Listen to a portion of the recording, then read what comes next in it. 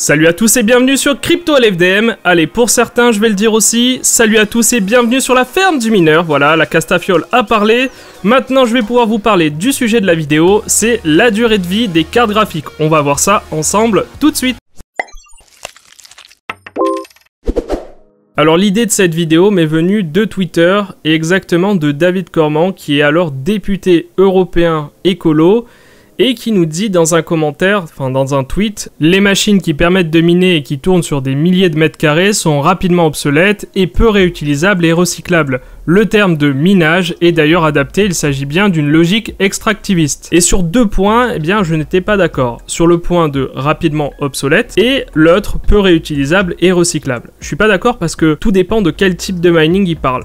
S'il parle du mining d'ASIC, je peux être à peu près d'accord avec ce qu'il dit parce qu'évidemment, quand vous avez un ASIC qui n'est plus rentable, eh bien il n'est plus possible d'en faire quoi que ce soit. Contrairement à une carte graphique que vous pourrez très bien réutiliser pour jouer. Alors pour répondre au second point, à savoir si les cartes sont rapidement obsolètes ou pas, eh bien pour le coup je vais vous faire part de mon expérience et de mon recul sur le mining et du recul aussi de certaines personnes qui minaient et qui m'ont fait part justement des ratios, c'est-à-dire combien de cartes ils ont perdu et combien il leur en reste sur combien d'années. Donc je vais vous faire part de mon expérience et de leur expérience aussi. Et vous allez comprendre qu'en fait, contrairement à des idées reçues, les cartes graphiques en elles-mêmes, elles ne sont pas dysfonctionnelles au bout de quelques années.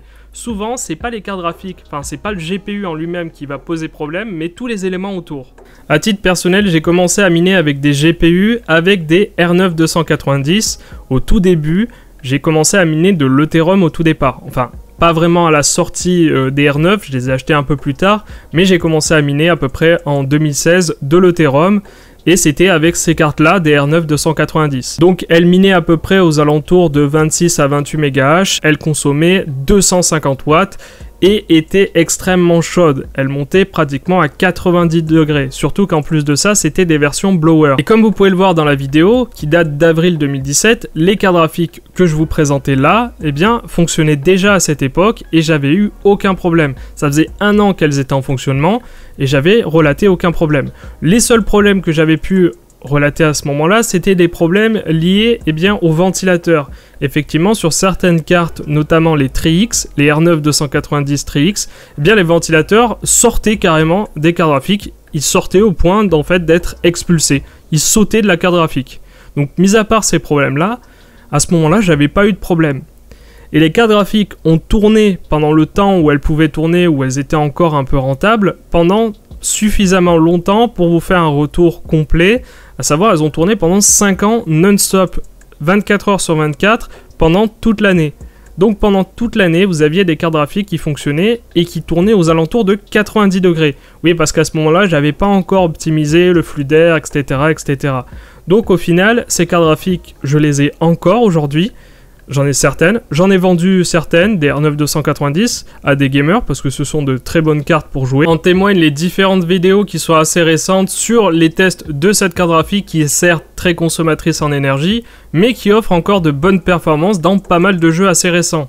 J'ai eu 50 R9 290 et R9 290X qui ont miné pendant 5 ans. Elles ont miné non-stop et sur les 5 ans, j'ai eu une seule carte qui a eu un problème et c'était même pas un problème lorsqu'elle minait, c'était un problème lorsqu'on voulait jouer avec. Effectivement, il y avait plein d'artefacts. Mais ça, c'était un problème qui était lié aux soudures GPU. Et donc, effectivement, sur un lot de cartes graphiques, il y en a forcément certaines qui vont avoir un problème. Là, j'ai constaté qu'il y avait un problème. J'ai pas pu en faire quoi que ce soit. Donc, je m'en suis débarrassé à ce moment-là. Mais elle pouvait toujours miner, en fait. C'est juste qu'elle pouvait plus être utilisable pour un gamer. Donc, 1 sur 50 en 5 ans, ça fait à peine 2%. Et si j'en crois même les personnes qui minent depuis très longtemps, depuis au moins 3 ans, ces personnes-là me disent la même chose. Le taux, on va dire, de cartes graphiques qui sont perdues sont à peu près entre 2 et 5%, ce qui reste vraiment très faible. Et pour des cartes graphiques plus récentes, c'est l'avenir qui nous le dira, mais de ce que l'on sait déjà, on sait qu'une carte graphique, en moyenne, ça a une durée de vie qui peut dépasser les 5 ans sans problème. En tout cas, moi, de mon côté, sur les R9 290, j'ai eu aucun problème. Sur les 1060, c'est pareil. Sur les RX 470 et les 480, elles fonctionnent encore. Je veux dire, une carte graphique, ça peut durer très longtemps à partir du moment où vous en prenez soin, tout simplement. Donc, ne vous inquiétez pas sur la durée de vie de vos cartes graphiques, vous changerez de carte graphique avant même que celle-ci soit obsolète. Et si ça peut vous rassurer, sachez que votre carte graphique est garantie 2 ans, c'est la garantie légale européenne, et donc votre carte graphique sera garantie, peu importe ce que vous faites avec, que vous miniez, que vous jouiez avec, vous serez quand même sous garantie. Si vous voulez aller plus loin et chercher par exemple les cartes graphiques HS et voir un peu ce qu'il y a comme carte graphique HS sur Le Bon Coin, eh bien vous pourrez voir sur Le Bon Coin par exemple que vous trouvez majoritairement des cartes qui ont déjà plus de 4 ans, 5 ans, 6 ans, 7 ans pour certaines. Par exemple sur cette annonce on peut retrouver une GTX 1080 Ti, une carte graphique qui date quand même de 2017 à peu près. Donc ça veut dire que la carte a au minimum quand même entre 3 et 5 ans, suivant quand elle a été achetée. Mais si vous regardez un peu plus loin, vous pouvez retrouver aussi des GTX 780 et 770. Ces cartes datent quand même de 2013.